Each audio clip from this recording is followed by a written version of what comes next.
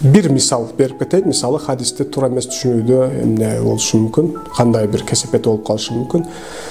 Мисалы пайгамбардын ошол мечитке жамаатка келбеген кишилердин үйүн bir мындай жаш балдардын bir тобу болсо күчтүү, ошолорго отун топтоп туруп, алардын үйүн өртөп салмакмын деген bir хадис бар. Мисалы бүгүн эгер биз муну туура эмес түшүнсөк, пайгамбарды түшүнүксүз bir мындай адам өлтүргөндөн ырахат алган, кереги жок эле жерге адамдарга зыян берген bir киши катары калыптанып калышы мүмкүн биздин аң сезимибизде. Чындыгында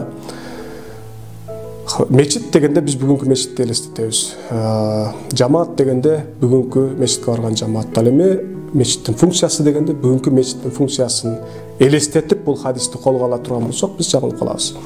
Пайгамбар биринчиден адам өлтүргүсү келген, адам өлтүргөндөн ырахат алган, мечитке келбей койгон үчүн адамдардын үйүн өрттөй турганчалык bir адам эмес. Эч бир учурда мындай болбоду, мүмкүн эмес. Бул жерде эмне айтылган? Ал учурдагы мечиттер балким bir мааниде бүгүнкү биздеги министрликтердин бардыгынын кызматын ошол мечит аткарган. Мечитте согуштук тактикалар сүйлөшүлгөн, кайсыл жактан душман келет, аларга кантип каршы чыгабыз, кантип согушабыз, кантип коргойбуз элибизди, жерибизди дегендей. Экономикалык маселелер, ким ачка калып атат, кимдин акчасы көбөйүп кетти, андан бир демке кылып эптеп буларга алып, тигилерге тамак жедириш керек. Билим берүү маселелери, кайсыл жерге ошол, мисалы пайгамбардын убагында асхабы суффаны билесиздер, илимпоздорунда айтканда балдарды окуткан жер.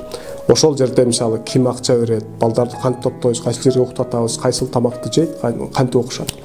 Ушул сыяктуу бардык маселелер дээрлик, мамлекеттүүлүк ал учурда мындай так калыптанбагандыгы үчүн элди, жерди сактап, ынтымакта зыян көрбөй жашаш үчүн эмне керек болсо, так ушул нерселердин бардыгы мечитте чечилген. Так ушул себептүү мечитке, намазга жамааттын келип, болушунча ошол бир жерге, мындай чогуу бир жерге топтолуп, ар кимиси өзүнүн оюн айтып, кеңешүү менен маселени чечүү зор мааниге ээ болгон. Так ошол себептүү мечитке чыкпай койгондорго пайгамбардын мындай капа болгон, аларды эптеп бир жол менен мечитке алып барыштын жолун издегендиги мына ушул себептен. Болбосо чындап эле ошол учурда мисалы балдар келип туруп отун топтоп берсе, пайгамбар алардын үйүн өрттөмөк эмес. Бул жердеги маани мечиттин функционалдуулугу жана ушул функционалдуулуктун так аткарылышына бүгүн биз эптей албай атпайбызбы саясий жашообузда. Бизде бир канча адам бар, балким 200-300. Ошол адамдар башкарат, калгандары аны кылганга мажбур дегенде. Ал жерде пайгамбар кеңешүү менен алардын да оюн алып, орток бир чечим менен иш кылуунун канчалык маанилүү экендигине басым жасоо үчүн бул сөзүн айткан болушу мүмкүн, мындайча айтканда. Бүгүн ошол дүйнө тилде аябай чоң, зор мааниге ээ болуп баратат. Башкаруу эмес, башкарышуу формасы.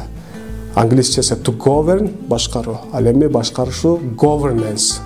Башкарышууда шайлоочу бийликке түз мондай тиешеси болуп калбай калган катмардагы белгилүү платформалар менен, белгилүү программалар менен бийликтин ишин тескегенге, аны туура эмес жолдорунан кайтарганга, мисалы эки чечим чыгарыш керек. Бирөө бийликтин кызыкчылыгы оор бирөөсүндө, ал эми бирөөсүндө элдин кызыкчылыгы бар. Бийлик билгизбей тиги жака тартып атканда белгилүү платформалар менен эскертип, өздөрүнүн үнүн угузуп, мыйзам чегинде элдин кызыкчылыгы оорураак болгон чечимди тандап алуусуна дагы таасир бере алат. Governance, башкарышуу формасында. Балким бир мааниде ошол күндүн шарттарында пайгамбар муну ишке ашырган. Укканыңыздар үчүн рахмат. Аман болуңуздар, көрүшкөнчө.